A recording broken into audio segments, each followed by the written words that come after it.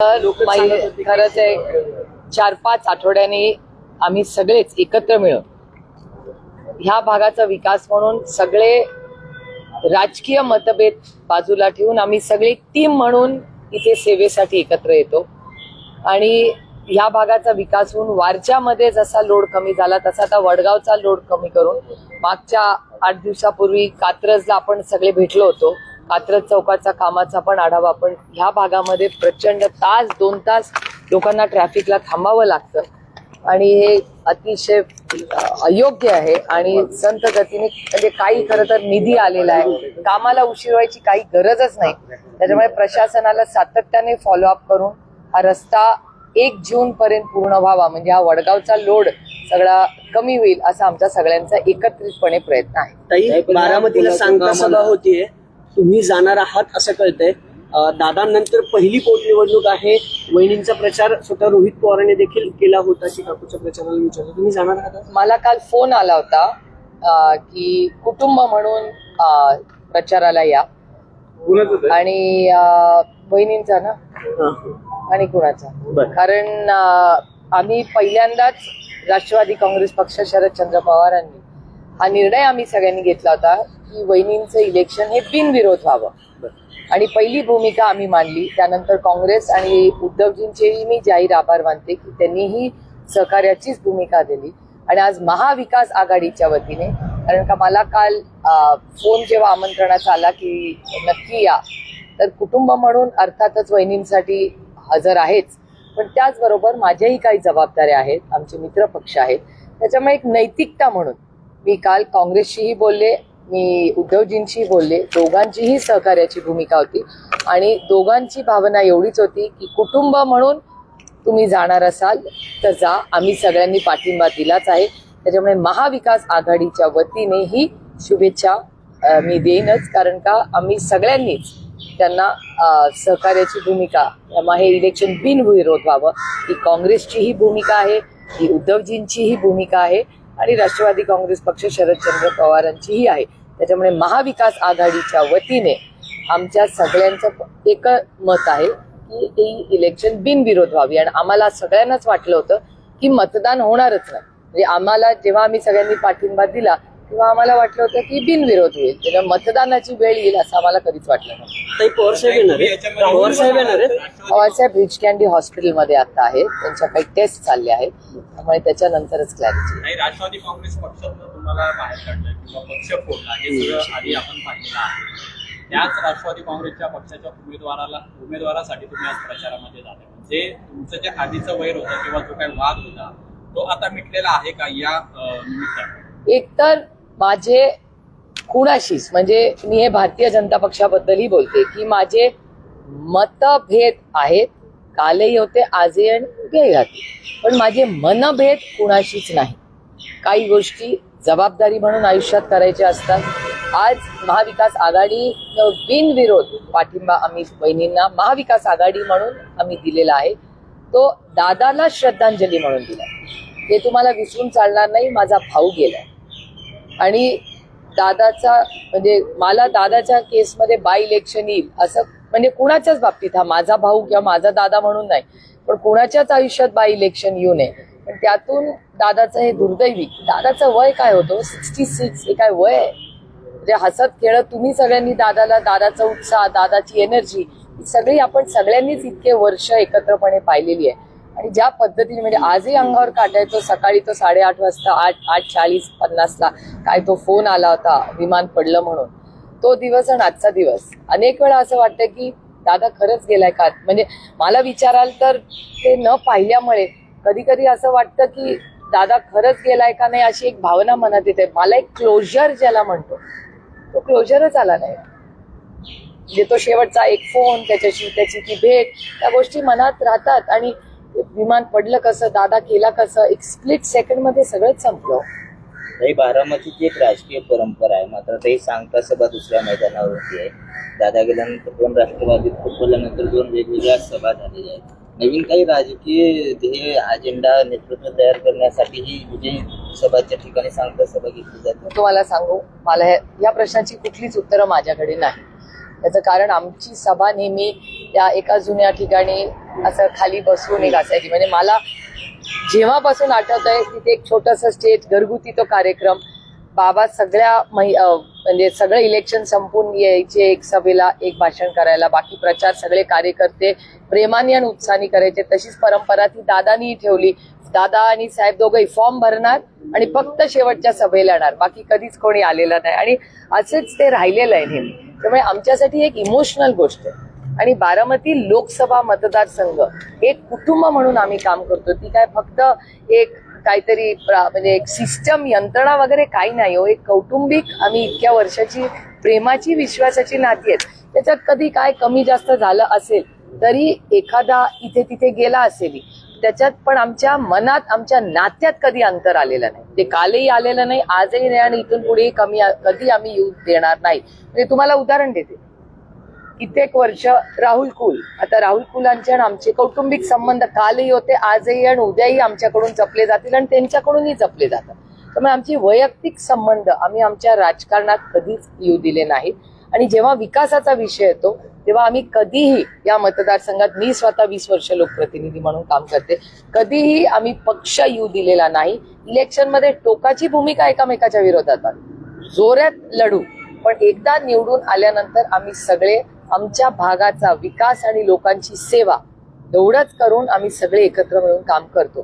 त्यामुळे आणि बारामतीत आज मी वहिनी दादा गेल्यानंतरची ही सभा आहे. त्यामुळे मला विचाराल तर मला हे खूप म्हणजे अंतःकरणातून दुःख तर आहेच, पण खूप जड अंतःकरणाने बारामतीला मी जाते.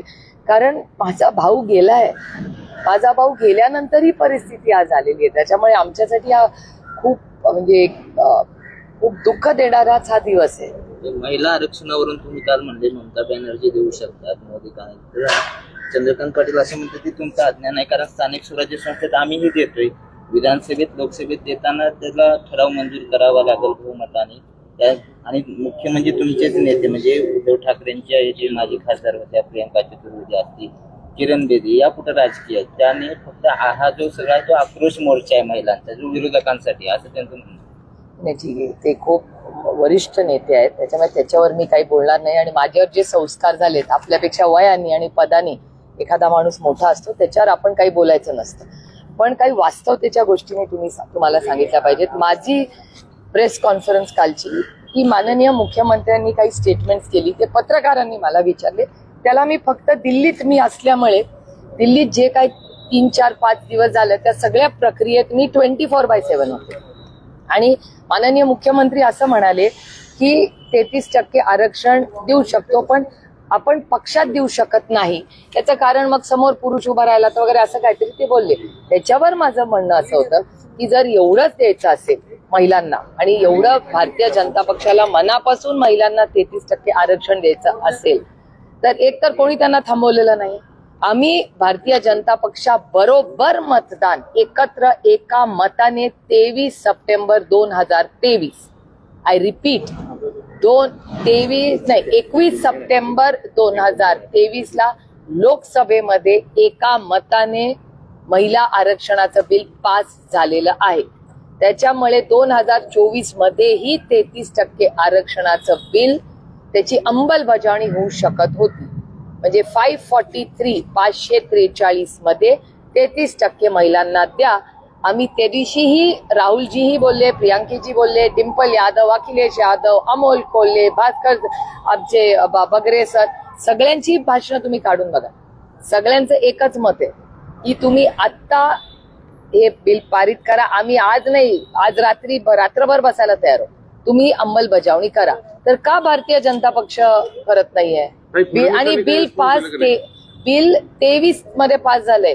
2023 सप्टेंबर 2024 सप्टेंबर 25 आणि 26 2.5 वर्ष झाली आहेत बिल पडू नये. 2.5 वर्षात याची अंमलबजावणी का नाही झाली आहे? आणि जर असेल तर ममता बॅनर्जी पक्षात पण देतात. ममता बॅनर्जींच्या पक्षामध्ये जवळपास 40-50% खासदार आजही महिला आहेत.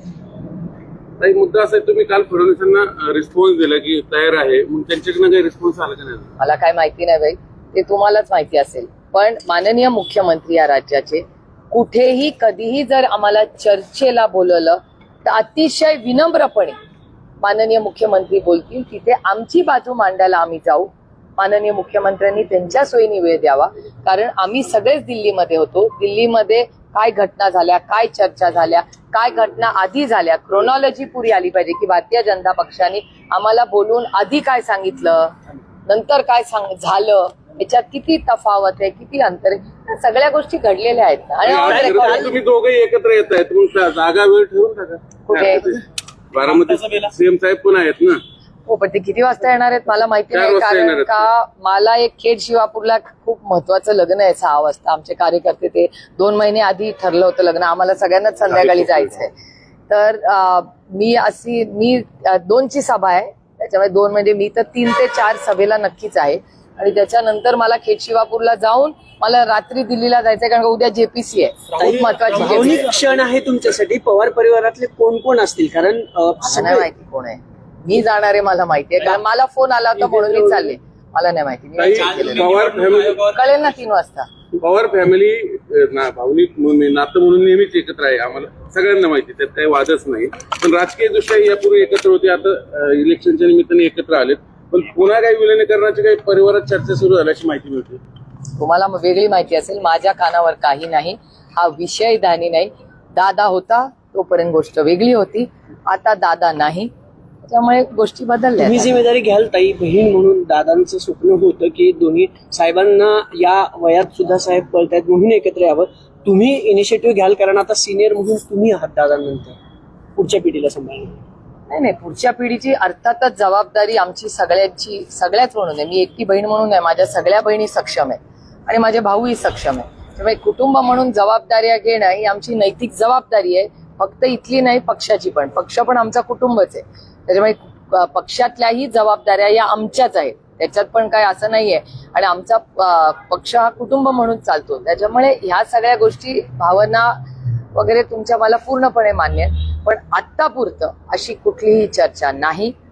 आणि दादा होता, चर्चा होती, दादाची इच्छा होती, त्या सगळ्या गोष्टी तुम्हाला झालेल्या आहेत. आणि मला वाटतं पुलावरनं खूप पाणी गेलेलं आहे, त्यामुळे आता परत त्या चर्चा करण्यापेक्षा आज महाराष्ट्रामध्ये आणि देशासमोर आज तेलाचा भाव काय होणार आहे, सिलेंडरचा भाव, अनिताताईंना सिलेंडर वेळेवर मिळणार आहे का नाही, किंवा काकांच्या शाळेमध्ये, आश्रम शाळेला मुलांच्या जेवणाची जेव्हा वेळ होईल तेव्हा सिलेंडर गॅस मिळणार आहे का, त्याच्यात काही महागाई वाढणार आहे का, अशी खूप मोठी आव्हानं राज्याच्या आणि देशाच्या समोर आहेत. तुमच्याच चॅनलवर परवा बातमी दाखवली की युरिया मिळत नाहीये, आणि युरिया मिळत नाही म्हणून साठेबाजी चालू आहे, व्यवस्थित होत नाहीये, त्याच्यावर केसेस भरणे मामांनी केलेले आहेत. त्यामुळे या सगळ्या प्रक्रियेमध्ये राज्यामध्ये खूप मोठी आव्हानं. आणि आता युद्ध जर संपलं नाही तर पुढच्या महिन्याभरात देशाचं नाही जगाचं चित्र बदलणार. त्यामुळे ही मोठी आव्हानं राज्यासमोर आणि देशासमोर आहेत. प्रस्ताव आला विलिनीकरणाचं भविष्यात, मागे पुढे परिस्थिती बदलली सगळी. हा ब्रिज पूर्ण झाला तर ह्याच्यावरनं कुठल्या दिवशी गाडी जाईल, आता जर तरची उत्तरं मी देत नाही. याचं कारण असं की मी एक लोकप्रतिनिधी आहे, एका पक्षाचीही लोकप्रतिनिधी म्हणून काम करते, कार्यकर्ता म्हणून काम करते, आणि ह्या लोकसभा मतदारसंघाची लोकप्रतिनिधी म्हणून काम करते. त्याच्यामुळे मला जर तरचं उत्तर द्यायचा आता अधिकार आहे.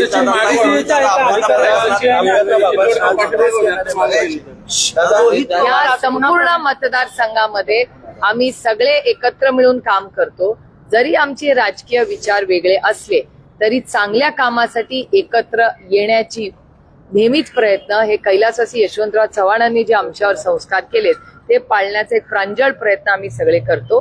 हे सगळे जे आमचे सहकारी आहेत, जे एका वेगळ्या पक्षात, एका विचारात काम करत असले तरी विकासाच्या कामासाठी एकामेकाचा हात धरून आपल्या भागाचा सर्वांगीण विकास कसा होईल याच्यासाठी जर ते मदत करत असतील तर त्यांचं मी मनापासून आभारी मानते. आणि सगळ्यांनी मिळून या भागाचा विकास करावा आमचा सगळ्यांचा. सचिन नेहमी असतो.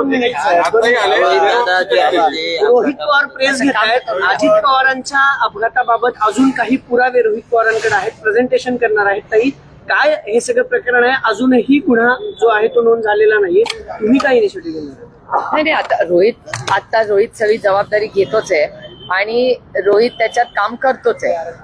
FIR करायला हे दुर्दैव आहे. आणि मी खूप जड अंतकरणाने म्हणते की महाराष्ट्राचे उपमुख्यमंत्री माझा भाऊ तर दादा होताच, पण तुम्ही एक विचार करा, एका मोठ्या पदावरही दादा होता.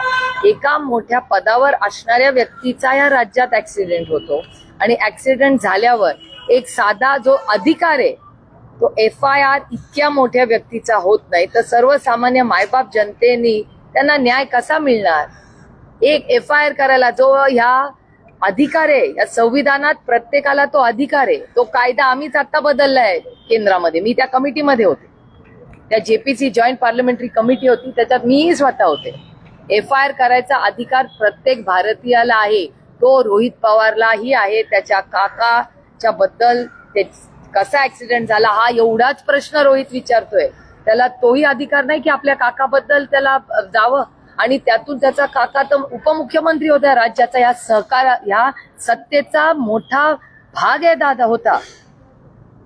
तरी दादाच्या केसमध्ये जर FIR नाही झाला तर काय विचार करायचा आम्ही? हाच प्रश्न महाराष्ट्राला पडला. एकीकडे आज सांगता प्रचार सभा आहे, वहिनी काहीच बोलत नाहीत, पार्थ काहीच बोलत नाहीत, जयदादा तर किमान बोलतात. तुम्ही रोहित दादा असेल, तुम्ही सातत्याने आवाज उठवता. मग पवार याच्यात एकमत आहे की नाही या मुद्द्यावर? अपघात झाला की घातपात आहे? नाही, मला असं वाटतं की जयचं स्टेटमेंट आलेलं आहे. जयचं स्टेटमेंट तुमच्याच चॅनलवर आलंय की रोहित दादा म्हणतोय ते त्याला मान्य आहे. त्याच्यामुळे मला असं वाटतं काय कुणाचे, आणि हा फक्त दादा काय फक्त माझा भाऊ नव्हता, तो काय तुमचा भाऊ नव्हता का? तुमचा पण तेवढाच जीव होता ना दादावर जेवढा माझा होता.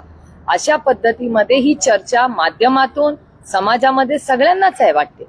आणि जर आमचं काय म्हणणं आहे, जे काय असेल ते खरं पारदर्शकपणे देशाला कळावं, कुटुंबाला कळावं, एवढीच आमची अपेक्षा आहे. आम्ही कुठे काय मागतोय किंवा करतोय? आम्ही म्हणतोय FIR करा आणि त्याची पारदर्शक इन्क्वायरी करा, एवढीच आमची मागणी आहे. DCAच्या एका अधिकाऱ्याला देखील अटक केली CBIने, आणि हा खूप छोटा मासा आहे असं रोहित पवारांचं म्हणणं. त्याचं ट्विट केलंय. बडे अधिकारी देखील यामध्ये सहभागी आहेत.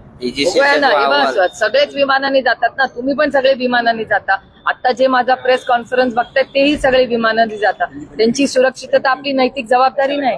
अहो, तुम्ही गडकरी साहेबांचे स्टेटमेंट्स बघितले पाहिजेत. गडकरी साहेब प्रत्येक खासदाराला नेहमी सांगतात की रस्ता सुरक्षिततेबद्दल जातीने प्रत्येक खासदारांनी लक्ष घातलं पाहिजे. ही आग्राची भूमिका आहे गडकरी साहेबांची. तर आपले रेल्वे मंत्री अश्विनी वैष्णव ही सातत्याने म्हणतात की सेफ्टी फर्स्ट. तर जर प्लेन म्हणजे कुठलीही मुवमेंटची, मग प्लेन असू दे किंवा ट्रेन असू दे किंवा गाडी असू दे, या सगळ्याची सुरक्षितता याच्याबद्दल आपण गांभीर्याने सगळ्यांनी हा विषय घेतलाच पाहिजे, अशी आमची सगळ्यांचा आग्रह आणि त्या मंत्र्यांचाही आहे. निवडणूक आयोगाच्या संदर्भातला प्रश्न आहे. निवडणूक आयोगाने म्हणजे राष्ट्रवादी फुटल्यानंतर जे चिन्ह तुम्हाला दिलं त्याच्यावर तुम्ही निवडणुका लढल्या, लोकसभा विधानसभा असेल, तुम्ही पण खासदार झाला. पण आता निवडणूक आयोगावर तुम्ही सुद्धा प्रश्नचिन्ह उपस्थित करताय. तर नेमकं निवडणूक आयोगाची भूमिका याच्याबद्दल तुमचं काय मत आहे आत्ताच्या या स्थितीवर? आम्ही फार निराश झालो, कारण का सगळी प्रक्रिया तुम्ही सगळ्यांनी पाहिलेलं आहे. पक्ष स्थापन कोणी केला? तर शरद पवारांनी केला. कागदपत्र 100% आमची बरोबर आहेत.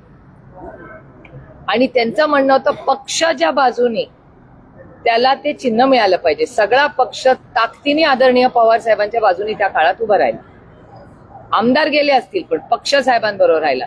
अशा परिस्थितीत ते चिन्ह आणि पक्ष कॉन्स्टिट्यूशन प्रमाणे तो अर्थातच शरद पवारांना मिळाला पाहिजे होता. म्हणून तर आम्ही ते नाही, आमच्यावर अन्याय झाला. ज्या माणसाने पक्ष स्थापन केला 80व्या वर्षी त्याला दरवाजा दाखवला आणि सांगितलं नाही आता हा तुमचा पक्ष नाही, आणि तो काढून घेतला. म्हणून आम्ही कोर्टात गेलो. आजही आमची कोर्टात केस चालू आहे. आणि आमचं एवढंच म्हणणं आहे की जो अन्याय आमच्यावर झाला तो दुसऱ्या कुणावर होऊ नये ह्याच्यासाठी ही लढाई चालू आहे. कारण काही लोकशाही आहे. उद्या तुमच्याकडून मी कॅमेरा हिसकावून घेऊन चालेल तुम्हाला? असं नाही ना होत. तो कॅमेरा तुमचा आहे, ती मालकी तुमची आहे, तुमच्या चॅनलची आहे. मी नाही ना हिसकावून घेऊ शकत. मला हवा असेल तर मी दुसरा घ्यावा.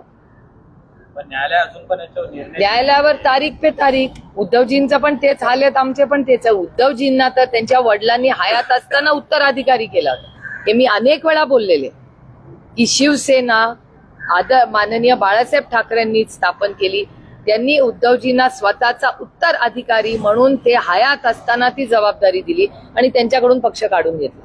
आदरणीय पवार साहेबांनी स्वतः पक्ष स्थापन केला आणि त्यांच्या डोळ्यासमोर त्यांचा पक्ष त्यांच्याकडून चुकीच्या पद्धतीने काढून घेतला. आजही आमची कोर्टात लढाई चालू आहे.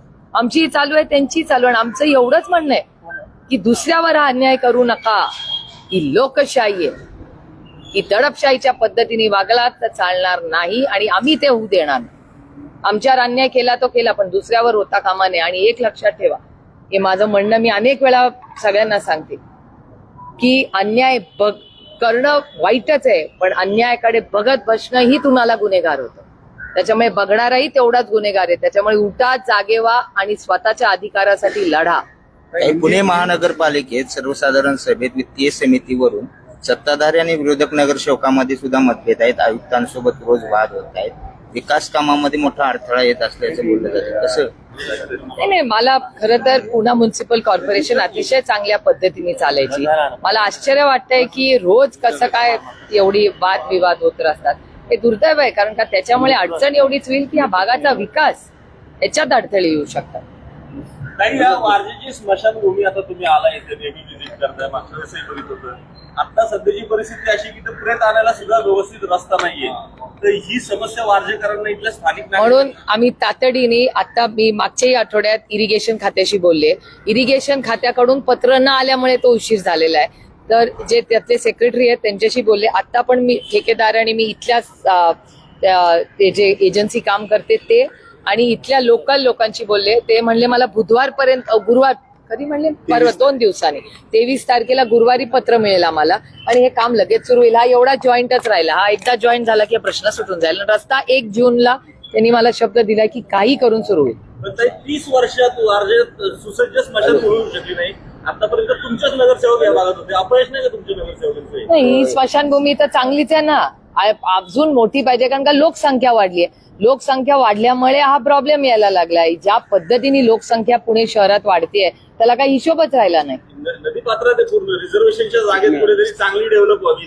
त्याच्यासाठी जागाच शोधतोय, जागाच मिळेना ना आम्हाला. दुर्दैव आहे. बजेट टाकलेलं आहे, जागेचा प्रॉब्लेम आहे. बजेट आहे आमच्याकडे.